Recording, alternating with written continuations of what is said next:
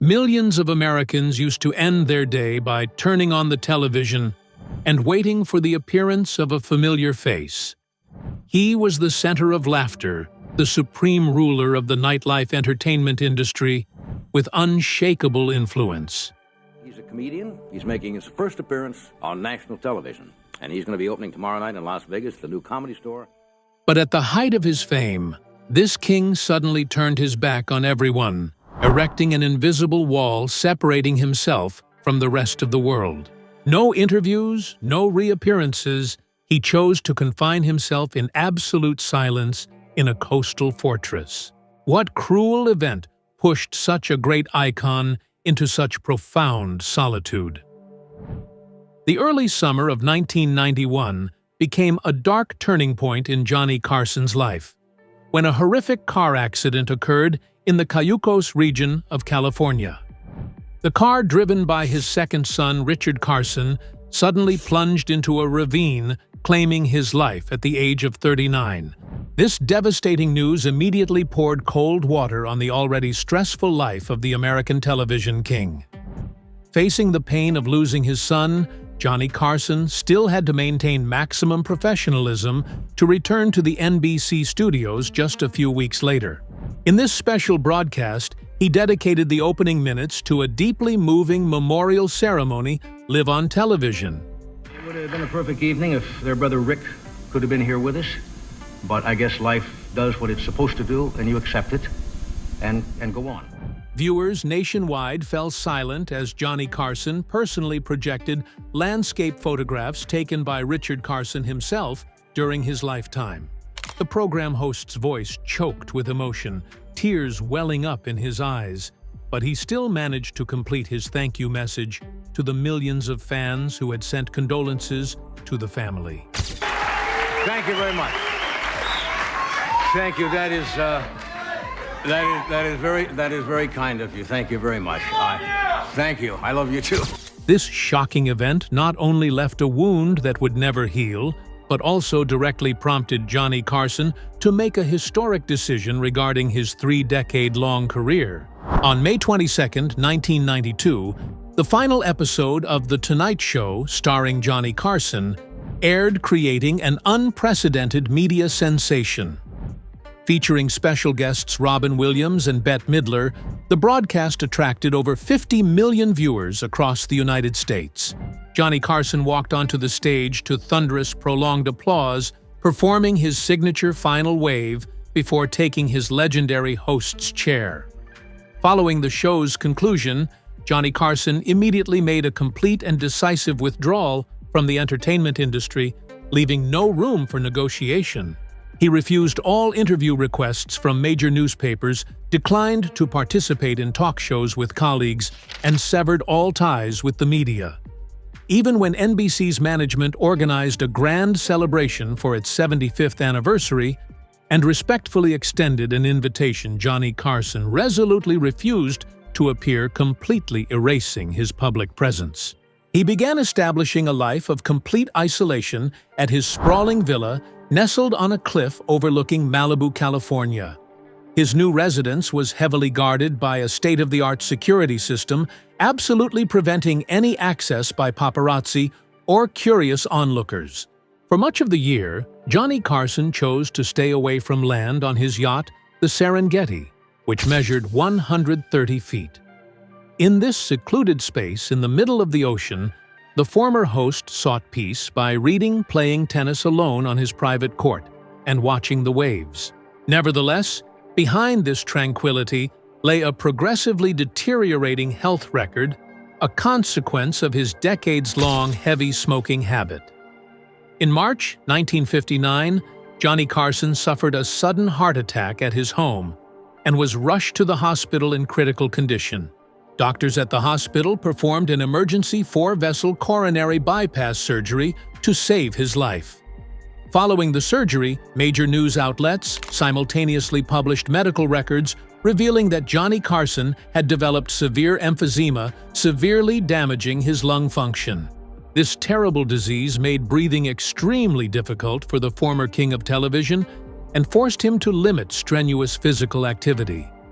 but enduring immense physical pain and rarely leaving his Malibu stronghold, Johnny Carson's mind remained focused on the world of late-night comedy. He would then use his personal fax machine located in his secure office to secretly send these monologues to David Letterman. Screenwriter Bill Zimi later recorded a rare account from a close friend witnessing this quiet act of the television king. This friend stated Johnny Carson still couldn't stop thinking about his jokes. He just wanted the laughter to be heard without any acclaim for himself. Faxes filled with sharp wit regularly flew from the lonely Malibu shores, serving as Johnny Carson's only means of communication with the entertainment world he once reigned over. The secrets of his profound solitude at his seaside fortress lingered in silence for over a decade. This radical withdrawal left a huge void in the public consciousness and sparked countless speculations from those who remained. When his days of seclusion ended with a fateful medical announcement, the world began to witness the surprising final chapters of a legend. The intangible legacy and immense fortune he left behind have opened up a completely different perspective on the man who once chose to turn his back on the world. The Last Breath. After years of resolutely hiding behind the fortified walls of Malibu, the final developments regarding Johnny Carson's health concluded with an official medical statement from the hospital. On January 23, 2005, Johnny Carson officially breathed his last at Cedars-Sinai Medical Center in Los Angeles. Specialists confirmed the cause of death was severe respiratory failure, a direct consequence of the emphysema he had battled for a long time. The king of television passed away at the age of 79, ending a long journey filled with both glory and profound solitude. Immediately after this tragic event, a family representative on behalf of his wife Alexis Maas issued a joint statement to all news agencies and fans around the world. In accordance with Johnny Carson's strict wishes, the family decided not to hold any public funeral or large-scale memorial service. Nevertheless, his death was not the end of the sensational stories. On the contrary, it marked the beginning of a series of major revelations about his estate. Lawyers representing Johnny Carson's estate officially released his legal wills to the court, covering the period from 2005 to 2000. The American public and media were astonished to learn of the existence of a massive financial scheme known as the John W. Carson Foundation. A sum of cash and stocks worth over $156 million and then rapidly increasing to nearly $200 million was transferred entirely into this fund. Remarkably, the entire process of transferring this enormous fortune was carried out quietly, with absolutely no press releases issued while Johnny Carson was alive. This money was then allocated to support a range of charities protecting children developing education and environmental projects across the country. As the veil of secrecy surrounding his fortune lifted, those who remained began releasing important archival documents to reconstruct his life. In 2012, the PBS television network released a documentary titled Johnny Carson, King of Late Night, which garnered millions of views. In this work, Henry Bushkin described many sensitive details about Johnny Carson's private life financial conflicts and the use of wiretapping during his divorce proceedings. The book immediately faced fierce backlash and harsh criticism from the Carson Estate Management Board for violating strict confidentiality agreements.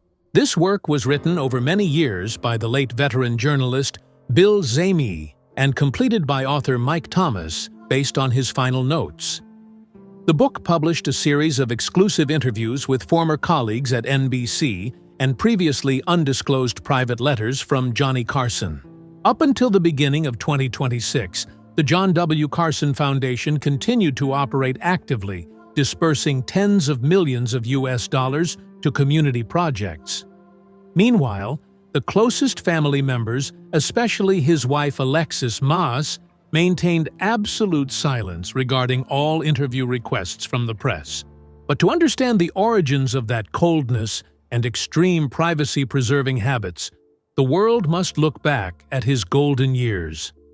It was the experiences on the Burbank studios and the turbulent family relationships that forged a solid defensive wall in his mind.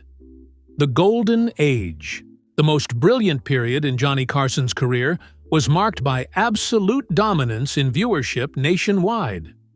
The late-night talk show format he created, featuring opening monologues, celebrity interviews, and musical performances, quickly became the gold standard for American broadcasting.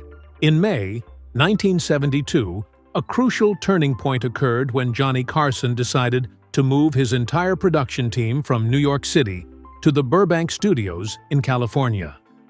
This migration not only changed the geographical setting of the show, but also marked a turning point in establishing his supreme authority over NBC's leadership. Johnny Carson began making strict demands regarding his working hours, reducing the number of hosting days to 4 and then 3 days a week. The complete concessions from the network demonstrated the irreplaceable influence of this television icon in generating enormous advertising revenue. Nevertheless, behind his flourishing career on the Burbank studios lay a tumultuous personal life with a series of marriages. Before his fame, Johnny Carson married his first wife, Joan Marill Wolcott, in 1948. This marriage lasted until 1963 and produced 3 sons, Christopher Carson, Richard Carson, and Corey Carson. Documents record that during this period, Johnny Carson was frequently absent from his family, devoting all his time and attention to his broadcasting work. In 1963, Johnny Carson entered into his second marriage to Joanne Copeland, a relationship that lasted 9 years before facing a major breakdown. The divorce, which took place in 1972, concluded with a court ruling ordering Johnny Carson to divide assets worth $500,000, along with annual alimony obligations. Shortly afterward, at a lavish party celebrating the 10th anniversary of the program, in 1972, he secretly married for the 3rd time. His new partner was model Joanna Holland, a marriage kept highly private from the media's curiosity at the time. The complexity of his private life led Johnny Carson to increasingly adopt extreme measures to maintain a high level of privacy from the press. He established an unwavering rule: absolute refusal to attend Hollywood entertainment parties or social events. Every attempt by reporters to get information about his marriage or his relationship with his children was flatly rejected by Johnny Carson. On the rare occasions he agreed to appear in major publications like Playboy in 1959 and 1967 and Rolling Stone in 1959 and 1979, he maintained tight control over the content of the conversation. But as underlying conflicts began to spiral beyond the control of confidentiality agreements, larger cracks appeared. Fiery legal battles and shocking dismissals were imminent, pushing this powerful man into a completely different state of mind for those he once trusted most. The breakdown of relationships. The passage of time brought Johnny Carson into a decade fraught with profound upheaval within his personal and administrative life. While his television power remained at its peak, his private fortress began to face the most serious legal storms and cracks in trust he had ever encountered. The beginning of this tumultuous series of events was the protracted marital crisis between Johnny Carson and his third wife, Joanna Holland. In 1983, Joanna Holland officially filed for divorce, igniting a lengthy legal battle that consumed vast media attention in the United States for 2 years. The property dispute was extremely tense, with lawyers from both sides making demanding requests regarding the division of income from television shows. By 1985, the case was officially closed, with a public court ruling forcing Johnny Carson to pay a massive settlement of $20 million in cash and valuable real estate. This significant financial drain occurred almost simultaneously with another pivotal family event in his life. Also in 1985, the media reported the death of his mother, Ruth Carson, in her hometown. Faced with this loss, Johnny Carson chose absolute silence in public and resolutely refused to make any statements of grief in the media. Internal records from close associates later confirmed a bitter and cold comment he made upon learning of his mother's death. "The witch is dead." The complicated relationship and lack of close connection with his mother left a deep psychological mark, making Johnny Carson increasingly skeptical of those around him. This skepticism quickly escalated into a scandal that rocked the entertainment industry in November 1988, involving the powerful man behind his contracts. Johnny Carson abruptly fired his lawyer and close friend of 18 years, Henry Bushkin. Details of the legal documents released later revealed that Johnny Carson had filed a lawsuit against Henry Bushkin seeking millions of dollars in damages. The collapse of this relationship was the final devastating blow to the already shaken faith of the television king in friendship and loyalty in Hollywood. Amidst these successive setbacks in both his personal and professional life, Johnny Carson unexpectedly sought new support by entering into his fourth marriage in 1977. His wife was Alexis Maas, a woman with a private lifestyle and 26 years younger than him. This marriage marked a major shift in Johnny Carson's choice of living space and how he managed his personal life. The late 1980s saw a powerful Johnny Carson on stage, but incredibly isolated in his personal decisions. The breakdown with Henry Bushkin and the bitter experiences of their historic divorce pushed him into a completely closed-off state. The solid defensive wall he built around his new marriage and secluded properties worked effectively to ward off public curiosity. But closing off all avenues of trust also meant he had to face the harshest challenges fate awaited him. The final foundations of a life of fame were about to undergo a major upheaval, beginning with deep cracks in his relationship with future generations. A quiet childhood.